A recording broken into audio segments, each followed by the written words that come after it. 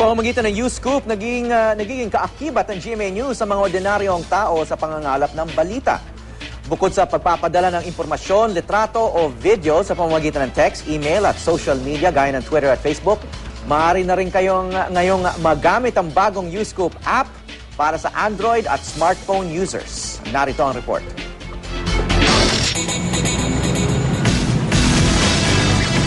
Gamit ang kanyang smartphone, binibigyang buhay ni Carl Lozano ang kanyang mga nakikita sa pamamagitan ng pagkuha ng litrato. Ina-upload niya agad ito sa photo sharing application na Instagram para makita ng kanyang mga kaibigan. I think kaya naging popular ang Instagram, it's because it's so easy to use. Madaling mag-upload ng photo, and at the same time, every time you get likes, yun ang pinaka-gratification mo. Pero bukod sa pagkuha ng litrato bilang hobby, ginagamit na rin ni Carl ngayon ang camera ng kanyang smartphone para sa serbisyo publiko. Ito ay sa pamamagitan ng bagong lunsad na U-Scoop application ng GMA News at GMA New Media para sa Android at smartphones.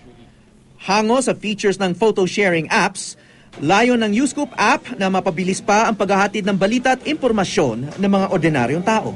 Dati kasi yung mga U-Scoopers, especially yung mga nasa mga probinsya halimbawa na hindi pa ganun kalawak yung penetration ng internet, kailangan pa nilang pumunta sa mga internet cafes para lang makapagpadala ng scoop nila sa GMA. After nilang makunan yung pangyayari, pwedeng doon na rin mismo maisend nila sa atin through yung data connection or sa Wi-Fi connection ng kanilang phone.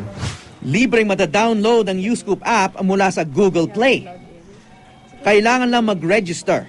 Ilagay ang pangalan, phone number at email address. Magtalaga rin ang inyong username at password. Pagkatapos, maaari nang mag-upload ng litrato o video ng nakunang balita. I-verify ito ng GMA News editors at saka ipapublish sa U-Scoop app, kaya makikita rin ng iba pang U-Scoop app users. Lahat ng materials na tatanggap natin, whether pinadala sa website, in-email, or dadaan dito sa U-Scoop app, ganun pa rin yung process ng verification na gagamitin natin bago natin siya maisama sa broadcast natin. Sa tulong ng U-Scoop app, maaari ka nang maging bahagi ng makabuluhang balitaan.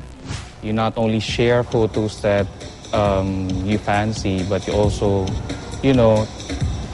as part of public service, parang if you are witness to something that is newsworthy, parang this is your first step into citizen journalism. With U-Scoop and the new U-Scoop app, pwede nating magamit yung smartphone natin para maging bahagi mismo ng pangangalap at pagpapalaganap ng balita. Para sa mga Android phones, maaari mag-download ng U-Scoop app sa Google Play. Para sa mga iPhone at iPad users naman, magiging available ang U-Scoop app sa Enero.